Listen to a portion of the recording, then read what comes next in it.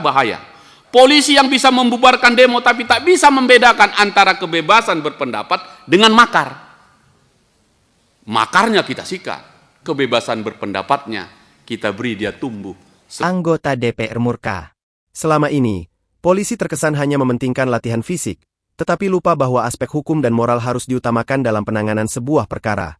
Hal itu disampaikan anggota DPR fraksi Partai Demokrat dalam rapat dengar pendapat dengan Kalemdiklat Polri Komjen Trisnanda Dwi Laksana dan jajarannya, Rabu 28 Mei 2025.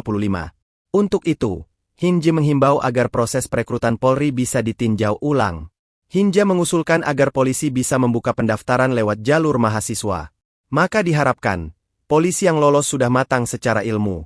Sebelumnya, pada bulan Maret lalu, diketahui Hinja Panjaitan marah terkait kasus mantan Kapolres Ngadan Nusa Tenggara Timur. Seorang perwira polisi yang telah terbukti melakukan pelecehan seksual terhadap anak, benar-benar mencengangkan. Hinja Panjaitan lalu mempertanyakan bagaimana mungkin seorang polisi dengan kelakuan nyeleneh bisa masuk polisi, dan bahkan bisa mencapai karir sebagai pimpinan tertinggi di tingkat resort. Dan dalam kesempatan tatap muka dengan Kepala Lembaga Pendidikan Kepolisian inilah, Hinja Panjaitan benar-benar melampiaskan kemarahannya.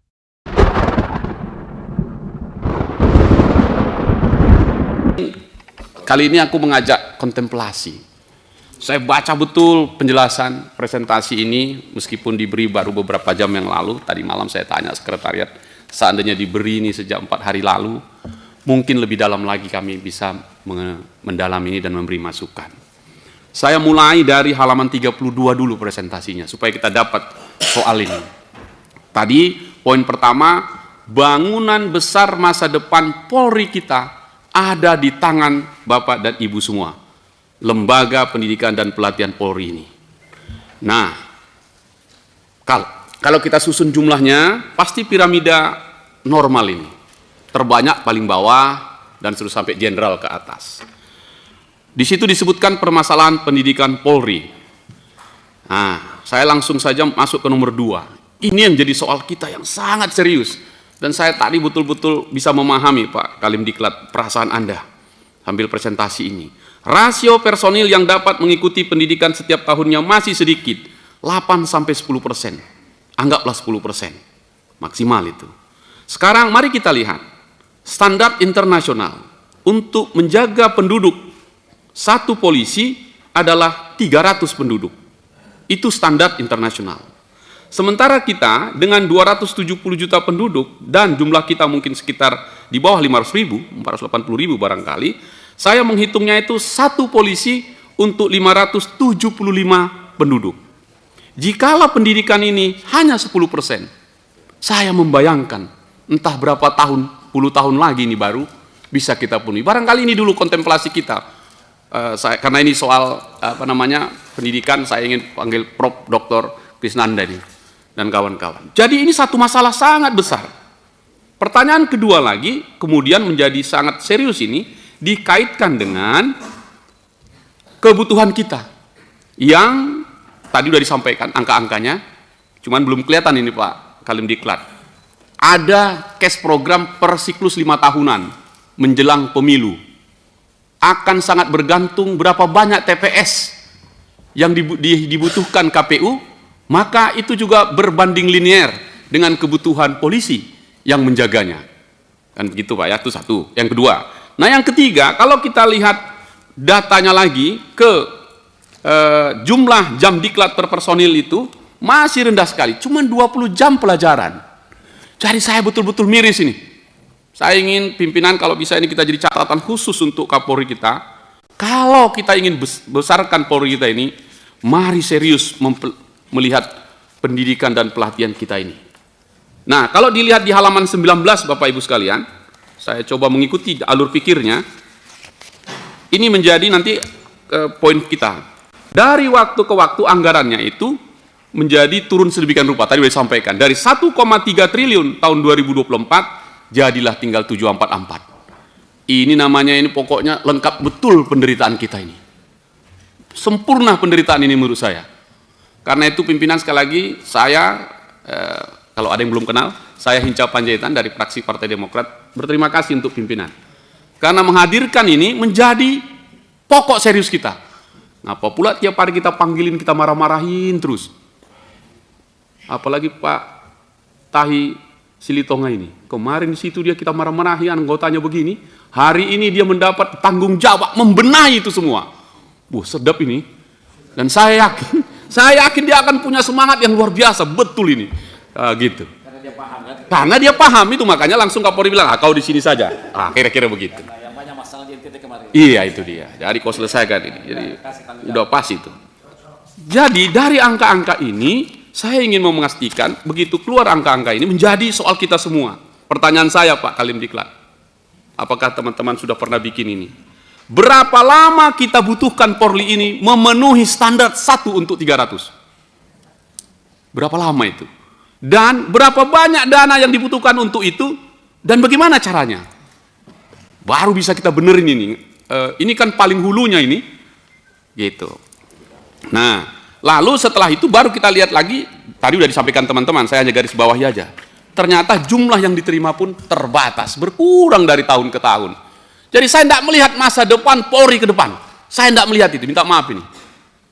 Kalau begini, datanya pimpinan. Jadi sekali lagi terima kasih nih. Ini jadi garis merah yang tebal untuk kita sampaikan ke Bapak Ibu sekalian. Nah, jadi kalau begitu, pertanyaannya adalah, izinkan saya nyampaikan hal-hal yang sangat serius, terutama, saya nggak lihat tadi ini pendidikannya, tadi ada yang teman-teman yang ngangkat KUHP baru, KUHP baru, dan seterusnya.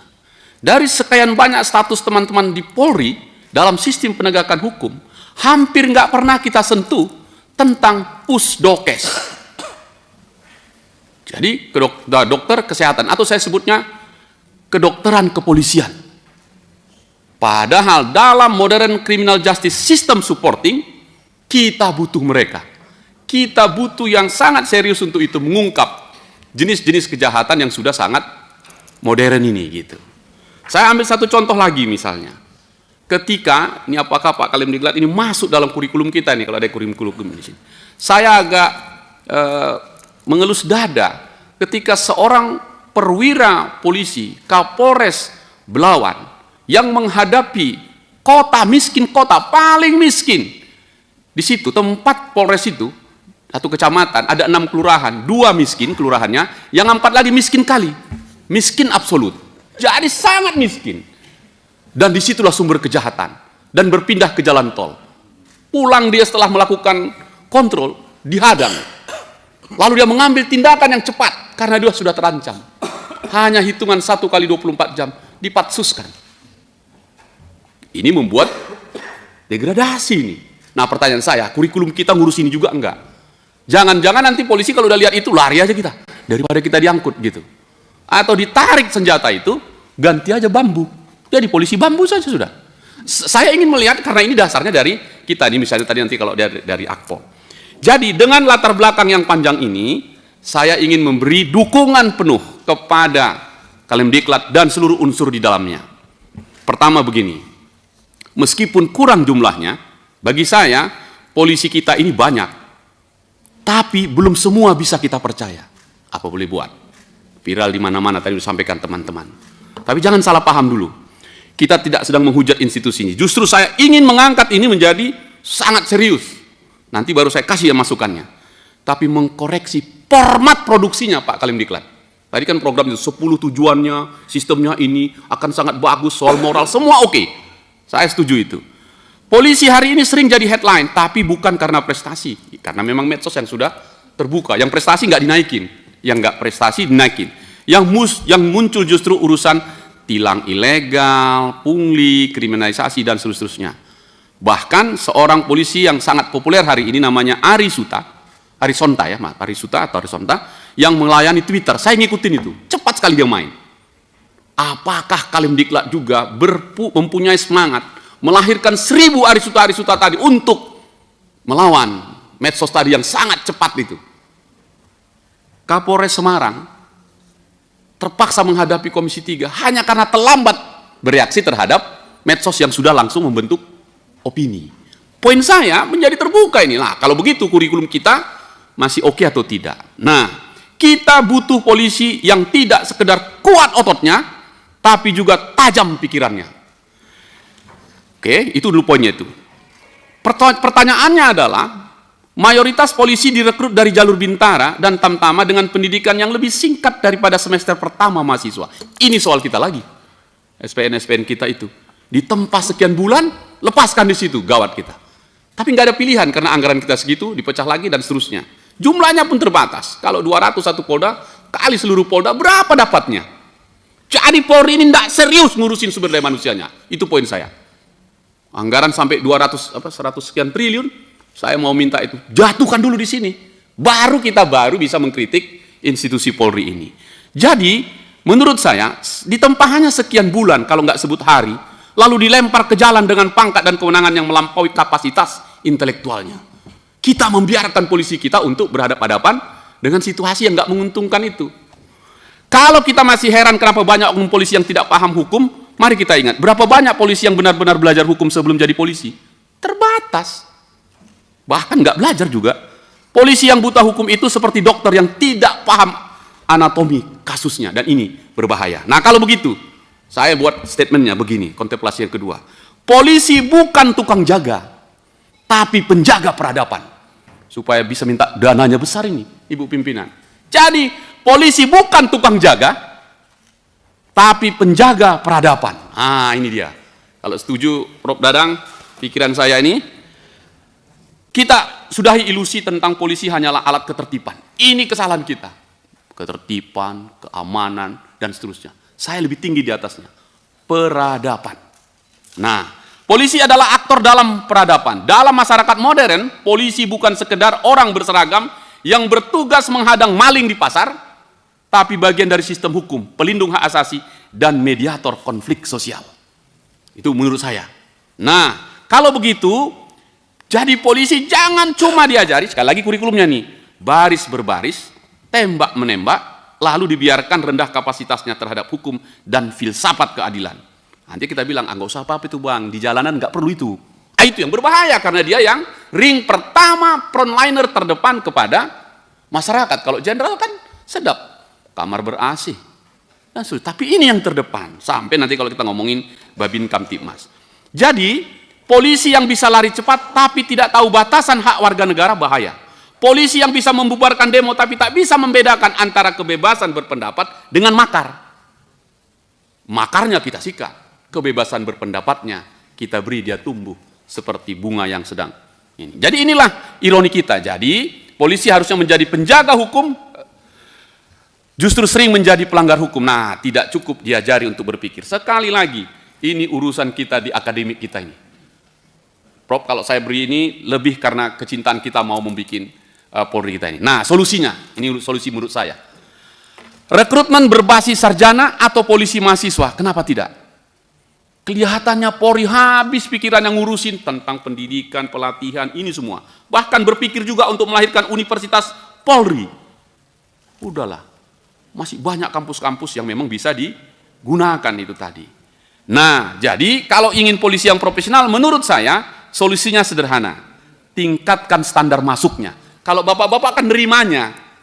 Ya, datang Polri, udah ini, kalian didik ini ya, jadi nggak jadi kalian didik. 4 bulan harus selesai jadi polisi. Ini harus sekian. Selesai nggak selesai, balikin. Gawat, jadi seperti terminal yang dilewatkan saja bayar pas, udah keluar dia. Nah, jadi minimal S1 untuk jadi polisi, menurut saya itu lebih pas. Karena dia penjaga peradaban. Kenapa? Karena hukum itu ilmu, bukan naluri. Polisi harus belajar ilmu hukum, kriminologi, psikologi, dan sosiologi sebelum bisa memahami tugasnya. Kedua, mari buka jalur polisi mahasiswa. Saya menawarkan saja ini Pak, apakah bisa? Ada banyak mahasiswa kita, mulai mahasiswa hukum, teknologi informasi, dan yang lain-lain. Kedokteran yang tadi saya sebutkan juga bisa. Ide yang lebih progresif, perbanyak SIPSS, jalur sarjana yang eksklusif ini, padahal justru ini harus diperbanyak. Polisi dengan latar belakang akademik akan lebih siap menangani kasus kompleks dan seterusnya. Saya mengusulkan ini Pak Kadem Diklat, karena pikiran saya begini, saya usul juga ke teman-teman di Komisi 3. Ketika KUHAP kita siapkan, yang baru ini nanti, dialah sebenarnya orang terdepan di situ. Cita-cita saya, dan kalau setuju, mestinya di setiap Mabes Polri, setiap Polda, sampai di Polres, bahkan di Polsek, saya ingin mengusulkan dibentuk mall pelayanan keadilan. Terbuka di situ. Satu lantai, full semua itu para jago-jago yang menyelesaikan ini. Dan itu membutuhkan pendidikan. Jadi tidak semua laporan polisi harus dikirim cepat. Selesaikan aja di situ. Usul saya, mall pelayanan keadilan, terbuka aja begitu.